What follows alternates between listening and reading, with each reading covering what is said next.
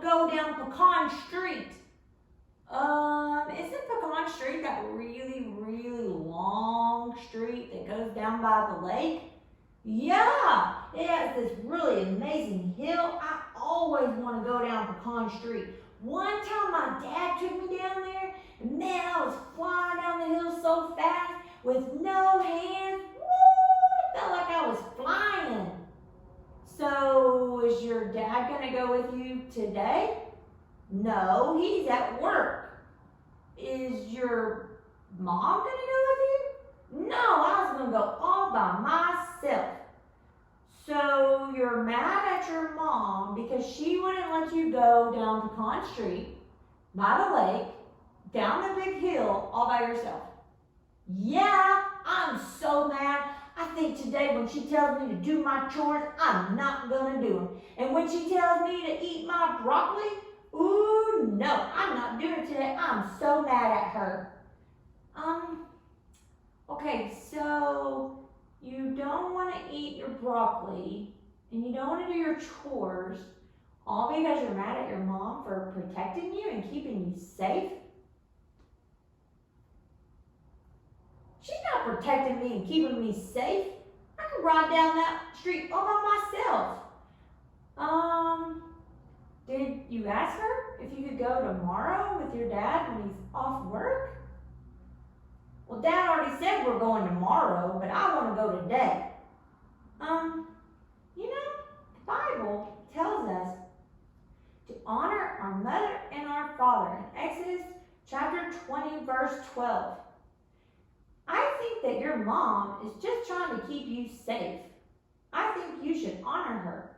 It also tells us in Ephesians chapter 6, children are to obey your parents. I think you better obey her, especially because she's just trying to keep you safe. She loves you a lot, and she's just trying to protect you. Ugh. Why do moms gotta love us so much? Why can't they just let us do what we want?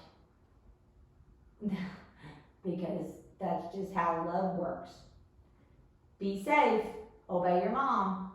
Okay, I will. I guess I'll be eating a lot of broccoli, guys. It's Randy here from Rocket Baptist Church. I'm so glad you could join me today. It's Mother's Day. So let's get right into our Bible and celebrate one of the great mothers in the Bible. This story is found in Exodus chapter 2.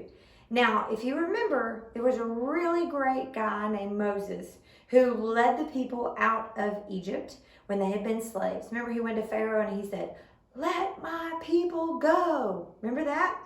And then he took all those people, their Israelites, out of Egypt.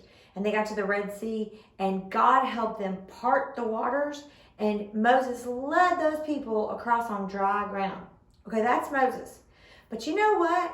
Before Moses was this great leader of the Israelite people, he had to be a baby. So we're going to learn today about his mother. Now, Moses was actually born during a very, very difficult time. His mother's name was Jochebed. His dad's name was Amram. And at that time, the Pharaoh was a really mean guy. All these Israelites had been living here in Egypt for like 400 years. And Pharaoh, and the Pharaoh before that, and the Pharaoh before that, they had made the Israelites be their slaves. And this Pharaoh was starting to get a little worried because when he looked out at the Israelites, he realized there are a lot of them. There's like 2 million of these Israelites. They are going to overtake us if I'm not careful. So he decided to make their work even harder. And so he told the overseers, okay, you guys got to give them more work, harder work, and make them work longer, okay? And make it hard for them, okay? So these Israelite men and women are slaves. They're having to work all day long in the hot, not much water, not much food, and they're making it really hard on them. So, the Pharaoh's thinking, okay, that'll work. that'll make their numbers go down.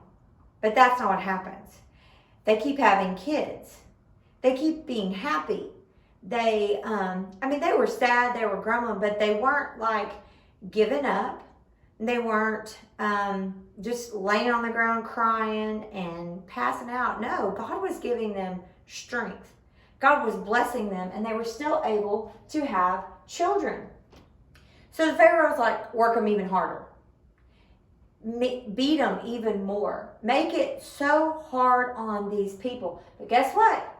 Still wasn't working that way. They kept having babies. Now, these two ladies in the front, they're like midwives. They're like the women who come to your house when you have a baby. Now, most people don't have midwives anymore. Most women go to the hospital now to have their babies. But in this day, they didn't have hospitals. So midwives were the women. They would come to your house and they would help deliver your baby. Well, Pharaoh told these women, these midwives, when you go to the house of an Israelite woman and she's having a baby and you take that baby, if it's a boy, you kill it immediately. Like, don't ever even hand the baby to the mother. You kill it. If it's a baby girl, okay, you can let it live. Well, these two women believed in God. So, of course, they could not kill babies, whether they were a boy or girl. They had to obey God first. So Pharaoh brings them in and he's asking them, why are there still all these baby boys coming? And they're like, oh, Pharaoh, when we get to the women's house, they've already had the baby. These women are so strong. They're so healthy. They're just having these babies before we even get there. So Pharaoh has to think of another plan. So Pharaoh says, okay, I'll tell you what. All of my officers will go around and they will find babies. And if they see a baby boy, they will kill the baby boy. So all the families, imagine, are scared. And here's Amram and Jochebed. Now they already had two children. They had a son named Aaron and they had a daughter named Miriam. And when Aaron and Miriam were born, there wasn't this crazy law of officers are going to come and kill your baby. And so Jochebed got to raise Aaron, got to raise Miriam, not the way she wanted to, because of course she didn't want to be a slave. She didn't want to have to teach them how to be slaves and how to obey the Egyptians, but she got to raise them and love them. But now all of a sudden she gets pregnant and she can tell there's a baby inside of me. And she's afraid because she knows if this is a boy, they're going to kill him. And I'm sure the whole time she was pregnant, dear Jesus, please, please let this be a girl. Please, dear God, let this be a girl. And sure enough, the soldiers are going around and they're killing baby boy after baby boy after baby boy. And they're finding all these baby boys. Well, here's Amram and Jochebed. Sure enough, their baby is born. And it's a boy. Oh my goodness. I know Jochebed was scared. I remember when I had my first baby being so scared because I'd never had a baby before. And I remember thinking, I got to eat right. I got to sleep right. I got to walk careful. I got to make sure I don't, ride roller coasters. Like, I was so careful because I wanted my baby to be healthy. But you know what? Even when I had my second baby and my third baby, each baby after that, I still was scared. I remember holding even little Jaden, my sixth baby, and thinking, I gotta be careful. He's tiny. He's tender. I gotta be so careful with my babies. And here's poor Jochebed. She has this baby boy. And I know she was scared. I know she was thinking, God, I don't want my baby to die. I love this baby. He was in my belly for 9 months. I tried to eat better and sleep better. I tried to even though I was having to work hard as a slave, I tried to still drink plenty of water. I don't want my baby to die. And so I know Jochebed was scared. But she hid this little baby. She had a way where she was hiding him every day. She was probably, as soon as he would start to even whimper like he was hungry, she would hurry up and feed him. As soon as he peed or pooped in his diaper, she probably hurried up and changed him because she didn't want him to cry. She didn't want the soldiers to be walking by her door and say, "We hear a baby in there," and come in and hurt her baby. So she hid him for 3 months. And then this little baby got to where it was harder and harder to hide him because he's wanting to talk. He's wanting to coo and laugh. He's a baby. He doesn't know he has to be quiet. So Jochebed is trying to think, how can I protect my baby? How can I keep him safe? What can I do, God? And she prays and she prays and she prays. And she comes up with an idea. She gets a basket, okay?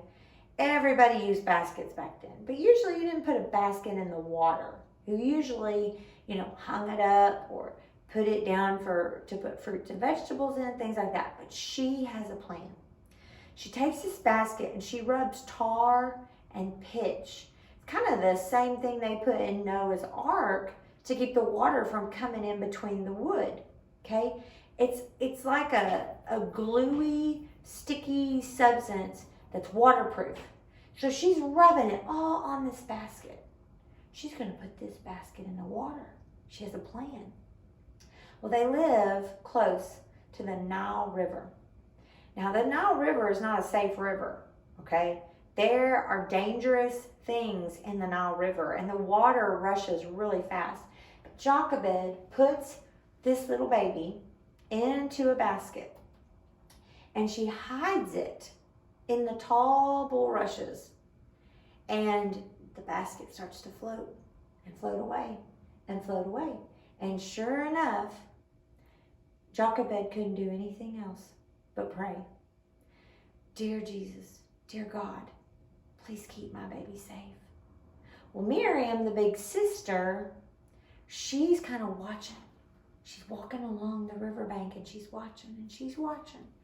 And sure enough, the princess, Pharaoh's daughter, the man who's trying to kill all these babies, one of his daughters is standing out by the river taking a bath.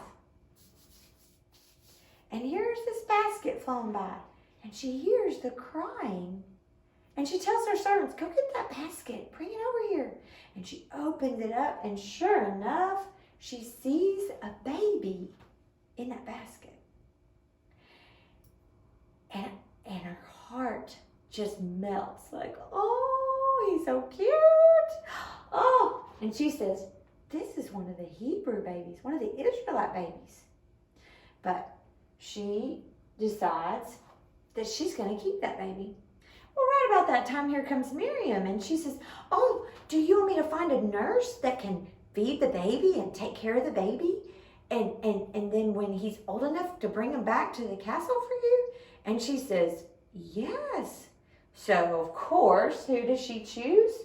But her own mother. She goes and gets her mama, and she brings her mama to the princess, and the princess says, "I need you to feed my baby and bring him back when he's weaned." So, of course, she takes her baby and she watches over him and feeds him and cares for him probably till he's about 5 years old. And she teaches him about God, and she loves him, and she probably tells him every day, God loves you. You are created in his image.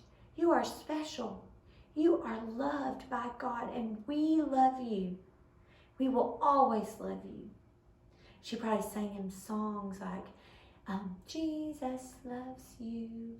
Not really. Israelites didn't believe in Jesus, and Jesus wasn't even born yet. But she sang him songs about God.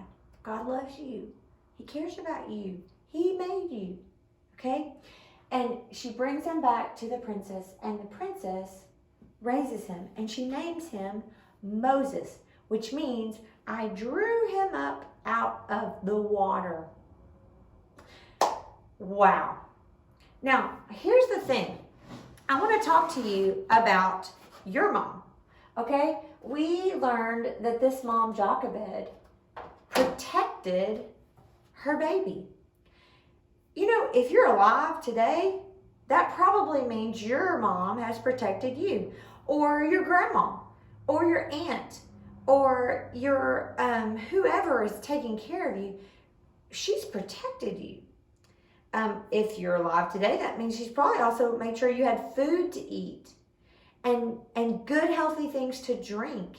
And you know, if you still have teeth, that means she's probably helped you brush your teeth. And if you are not in a hospital right now, that probably means that she's helped keep you healthy. Okay? If you don't have a big wound on your head right now and a broken arm and a broken leg and wearing a big brace around your neck, that probably means she's kept you pretty safe. She's protected you. Your mom has done a lot of things to keep you safe and healthy. You know, another thing that Jochebed did is she did whatever she could. She worked her best. And you know what? I bet your mom has done her best for you too. You know, when Jochebed made the basket and she put the tar on it, she could have just said, I give up. I can't keep this baby safe. I'm just going to go put him in a basket in the river and that's it. But no, she took time to make that basket extra safe and waterproof. And you know, there's days when your mom maybe has ordered in pizza or maybe she got you a cheeseburger from McDonald's. But there's been days where your mom has done her best to cook you a big meal or help you with a school project or decorate your room or clean your room. There's been so many things that your mom has done her best for you. Another thing that I see Jochebed did is she loved her baby. We see it in lots of different ways, but your mom, she loves you. Your grandma or whoever is raising you, they love you. If you have clothes to wear and food to eat and a nice warm bed to sleep in, they love you. Now, there's days when I know it doesn't feel like that. There's days where maybe you've gotten in trouble a lot, or maybe you made your mom kind of mad at you, or you were not on your best behavior and she had to give you a little bit more discipline, put you in timeout or spankings or whatever. But that doesn't mean she doesn't love you. See, Jochebed did whatever she needed to do to protect her baby and keep him safe. And your mom knows, if I just let you go out into the street and ride your bike wherever you want, there's some people out there that could hurt you.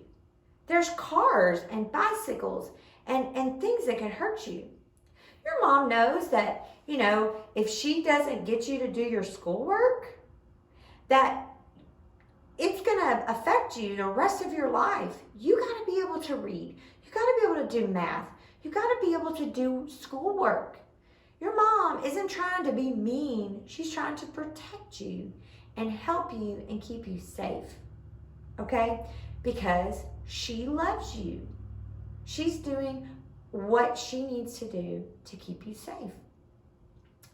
Now, another thing, one last thing I want to tell you that Jochebed's mom did is Jochebed's mom taught him about God. He knew, Moses knew when he left her arms that day and went back to the princess. He knew who God was. He knew that his mom had prayed and prayed on how to put him in the river. He knew that God loved him. He knew God created him. He knew things about God. He knew what prayer was and what the scriptures were. Not all of them, but he knew some of them. And here's the thing.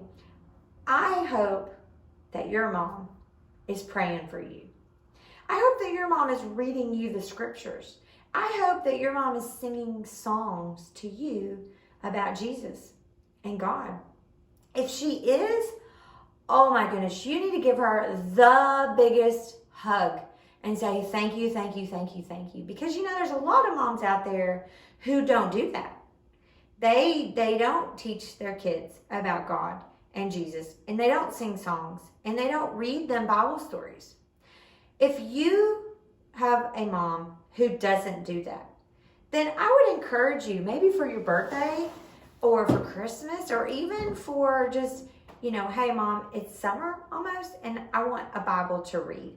But I encourage you to buy a Bible. Get your mom to buy you a Bible and ask her, Mom, will you read me some Bible stories out of there? This is the whole Bible. I have a Bible that's for my younger kids, and then one of my favorite Bibles to get for big kids is this one, the Action Bible. But if you get this and you can read it yourself. But if not, it's really fun to ask Mom, will you read me some Bible stories? While I've got this out, let me show you. There's Jochebed putting her little baby in the river, keeping her baby safe. But I love this Action Bible. But you could get one of these, and they're not that expensive, okay? You can get it on Amazon or Lifeway.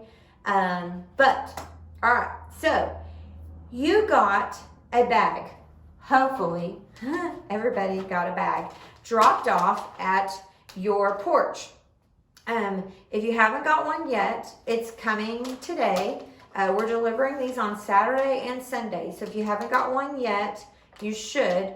If not, you can have your mom or grandma or whoever text me. But you are going to get a bag like this. Now, let me show you what you're going to do with this. You're going to make a little gift for your mom. Now, we did all the hard work for you, okay? Everything is already cut out and ready to go.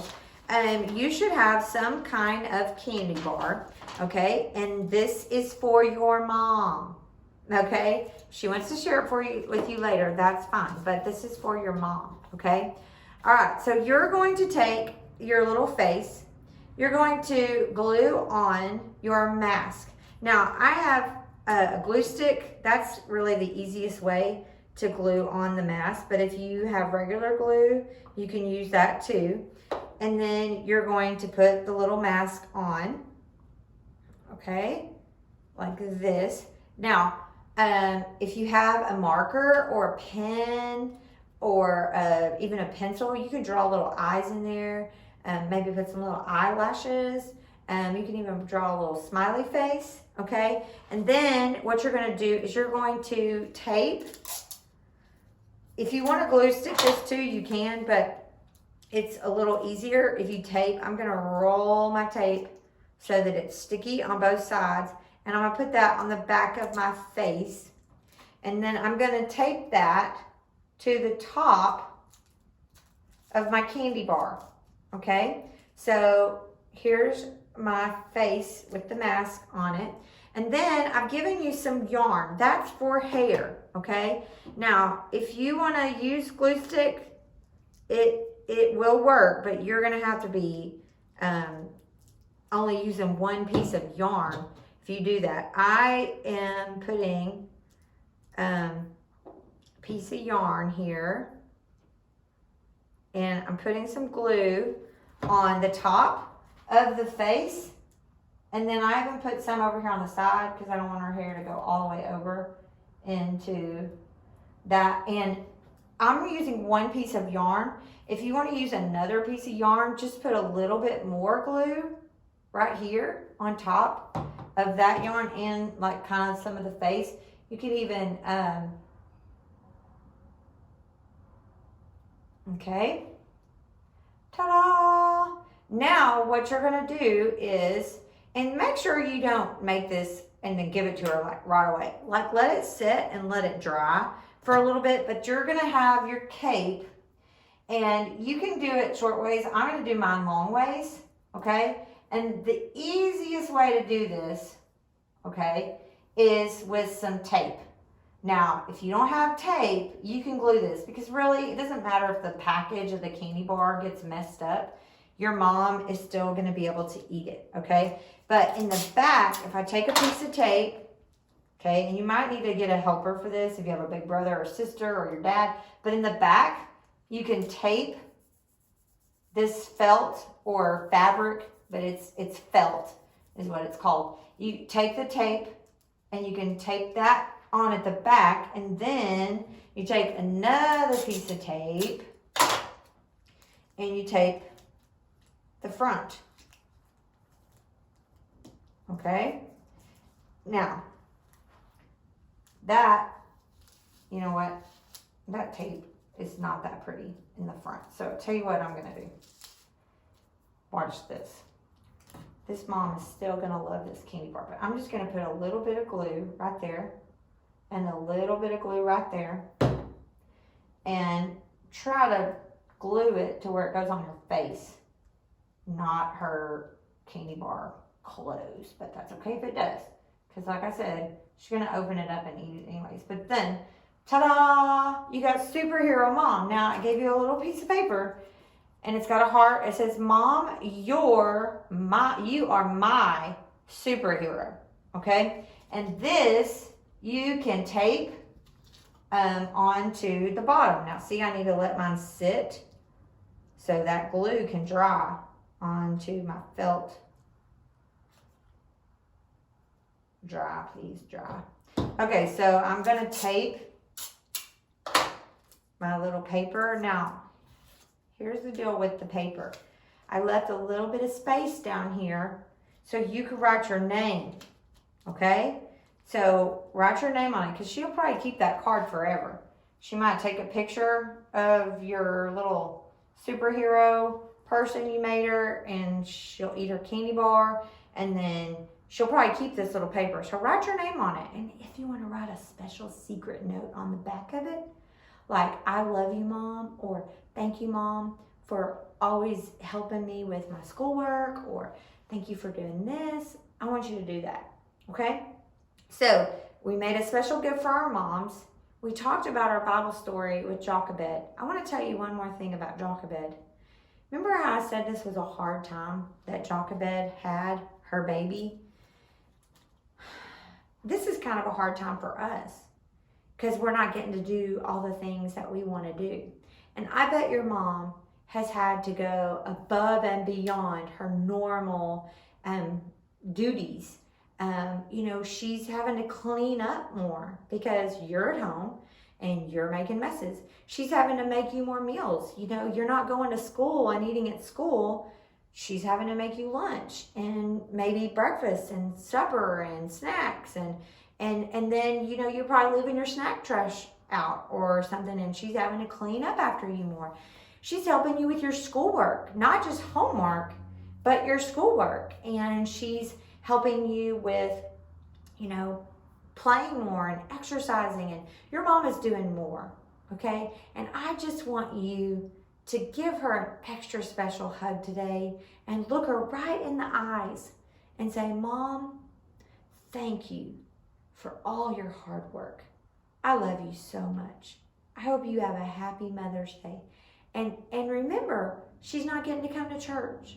She may not get to go see her mom today, or she may not get to see her friends today. And, you know, she's missing people too.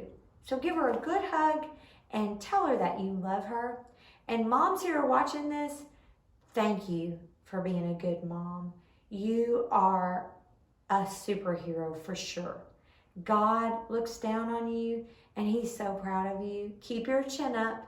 This is not going to last forever, and things will not be so hard soon enough. If you need help, moms, if you need help, kids, please text me, call me, email me, shoot me a message on Facebook, something, reach out to me. But I hope you guys have a lovely day celebrating Mother's Day. Kids, be on your best behavior today and this week. Help your mom out. Do something special for her. And make her something else. You can make her a card, anything. Moms love to get homemade gifts. You could take a picture of yourself, get somebody to print it out for you, and put it in a little frame for her. Oh, she would love that. Especially with your quarantine hairdo and all that. memories she doesn't want to forget. Let me pray for you. I love you so much. Dear Jesus, thank you so much for all the boys and girls that are watching this video and all the other boys and girls in our community. God, I pray that you continue to keep them safe during this crazy time, that they would understand that any rules that their mom's giving them now and things is to protect them and keep them safe, just like Jochebed did for her baby. Thank you for our moms. Thank you for all that they do for us. Thank you that they keep us safe and protect us and give us good, healthy food to eat and drink and give us a nice, warm bed to sleep in and toys to play with and clothes to wear. God, thank you so much. Thank you so much for our moms, our grandmas, the women who you put in our life to take care of us. Help us to obey them. Help us to love them. Help us to respect them. And help them to feel appreciated today, because we know, God, that you love moms. Thank you that you love us, God, and thank you for all that you do for us. In Jesus' name, amen. All right, guys, that's it for today. I love you. I can't wait to see you, and I hope you have a great week. Enjoy that wonderful warm weather. Bye.